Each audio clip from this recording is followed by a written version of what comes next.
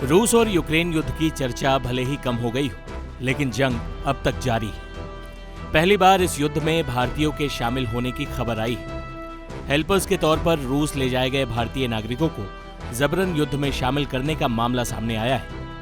हैदराबाद के सांसद असदुद्दीन ओवैसी की शिकायत पर विदेश मंत्रालय ने इस मामले पर पहली बार बयान दिया है। भारतीय विदेश मंत्रालय के प्रवक्ता रणधीर जायसवाल ने शुक्रवार को जारी एक बयान में कहा, हम इससे अवगत हैं कि कुछ भारतीय नागरिकों ने रूसी सेना के साथ सहायक की नौकरी के लिए कॉन्ट्रैक्ट साइन किया है।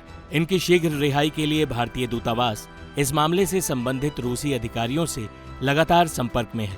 हम सभी भारतीय नागरिकों से आग्रह करते हैं कि जरूरी सावधानी बरतें और रूस यूक्रेन युद्ध से दूर रहें।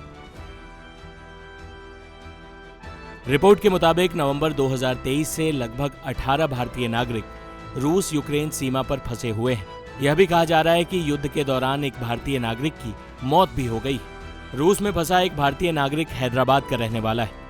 रूस में भारतीयों के फंसे होने की बात तब सामने आई जब इस शख्स के परिवार वालों ने हैदराबाद के सांसद असदुद्दीन ओवैसी से मदद की अपील की, जिसके बाद ओवैसी ने विदेश मंत्री एस जयशंकर को पत्र लिखकर इस मामले में हस्तक्षेप करने की अपील की। शुक्रवार को विदेश मंत्रालय की ओर से की गई पुष्टि के बाद रूसी सेना में भारतीयों के शामिल होने की बात पहली बार सामने आई।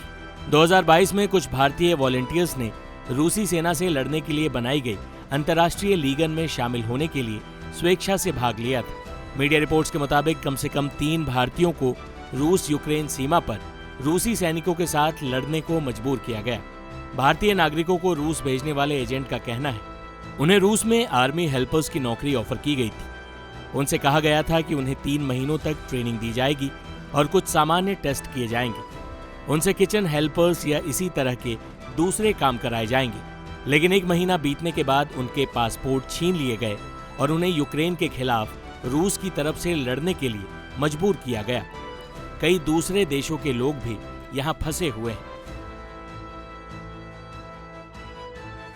रूस में फंसे यूपी के एक युवक ने अंग्रेजी अखबार से बातचीत में बताया, 12 नवंबर को हमें 2 भारतीय एजेंट ने रिसीव किया था। 13 नवंबर को हमें एक कैंप में भर्ती किया गया और फिर मॉस्को से 2.5 घंटे की दूरी पर स्थित एक सुनसान जगह पर ले जाया गया। हमने भारतीय एजेंट से संपर्क करने की कोशिश की, लेकिन उन्होंने हमें आश्वस्त किया कि हमें हेल्पर्स के तौर पर ही रखा जाएगा। लेकिन हमें टेंट में रखा गया और हथियार चलाने का प्रशिक्षण दिया जाने लगा। फिर 4 जनवरी को हमें रूस के दोनेत्स्क में जंग लड़ने के लिए भेज दिया गया। मुझे जंग लड़ने के लिए मजबूर किया गया, लेकिन जैसे ही मौका मिला मैंने हथियार फेंक दिए, लेकिन मैं पकड़ा गया और मुझे बंदूक की नोक पर धमकाया गया। उन्होंने मुझसे एक इमारत से दूसरी इमारत तक कुछ सामान पहुंचाने के लिए कहा। कमांडर ने हमें कहा कि हम एक दूसरे से 5 मीटर की दूरी पर रहें ताकि हम दुश्मन की गोलियों का आसान शिकार ना बने। छोटी सी दूरी तय करने में ही हमें करीब 7 से 8 गोलियों का सामना करना पड़ा। हमारे साथ जा रहा एक लोकल भी मारा गया। आखिरकार 22 जनवरी को मैं भागने में कामयाब रहा और अपना इलाज कराने के लिए अस्पताल में भर्ती हुआ। मैं कई दिनों तक बिना फोन के रहा। युद्ध क्षेत्र से भागने के बाद मैंने कई बार अपने घर वालों से संपर्क साधने की कोशिश की। रूस में भारतीय दूतावास से मैंने कई बार अपील की, लेकिन मदद नहीं मिली। मेरे पास पर्याप्त दस्तावेज नहीं थे और ना ही पैसे।